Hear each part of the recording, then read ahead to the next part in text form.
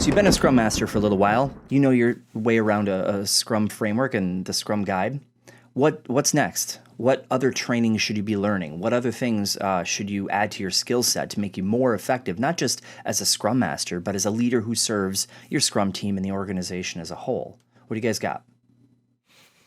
I'll throw out two areas that I think are really complementary to making a Scrum team work and be more effective. One is Kanban.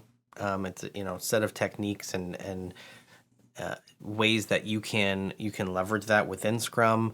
I've worked with some Scrum teams that Scrum isn't the right fit for this team, and I've transitioned them to Kanban or vice versa. And just knowing those techniques and principles have made me a better servant leader in those situations, and helped me coach the team in navigating those complex situations.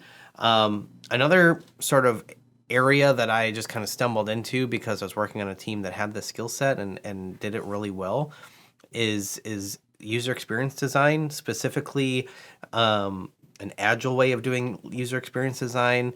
Very often you hear the book Lean UX connected to this, which is sort of a very lean and agile approach. It's what we teach in the Professional Scrum with User Experience class. I think if you're designing a product that has any kind of user experience, typically we think of that with software, but really most products have some kind of user experience design applied to them. Knowing a bit about those principles of good user experience design and experimentation and doing so in an agile way can be really complementary to an established Scrum Master trying to grow their skills. I'm going to do the zoom out situation, which I do a few times, where I take us to the organizational challenges. For a Scrum Master to be able to be cross-trained and empathetic for what managers are dealing with, both middle, top-level managers, and I'll go as far as saying executives as well, I think that's really critical. And I'll go straight up and tell my Scrum Masters in their classes, so this is an introduction to Scrum Mastery. Your next phase of development is going to be helping the product owner. You need to go take that class. You should become a product owner if you can, so you can experience it and feel it. Like, that is serious cross-training. Oh, by the way, you should also attend a leadership class, an agile leadership class, and understand what managers and leaders are going through. Hear their stories from them so you have a better approach, a better way of looking at your situation.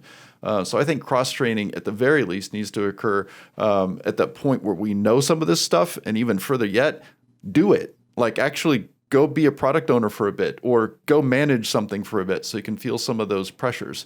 And I think you'll be a better Scrum Master for it. Also, go back in time a little bit. As a Scrum Master, stop thinking about user stories. Stop thinking about story points. Stop thinking about all these techniques we talk about in the Agile space. And go back a little bit. Read the new product development game. Understand where Scrum came from.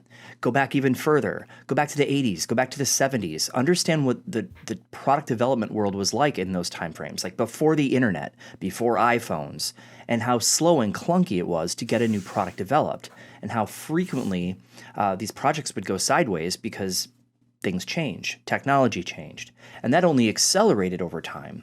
And so it got to a point where you just couldn't use waterfall in product development even remotely close to be successful with doing so. By understanding that history, it's going to make it a lot easier to speak to groups and organizations that maybe aren't the ideal customer for Scrum. They might be hardware companies, or they might be hardware-software mix companies, or they might be teachers trying to educate kindergartners. If you understand where Scrum comes from, it's a lot easier to speak the language of your clients or constituents or whatever on how they can use Scrum to be successful if it's appropriate in their environment. So, history. Read your history. Hey, thanks for watching that video. Did you like what you heard?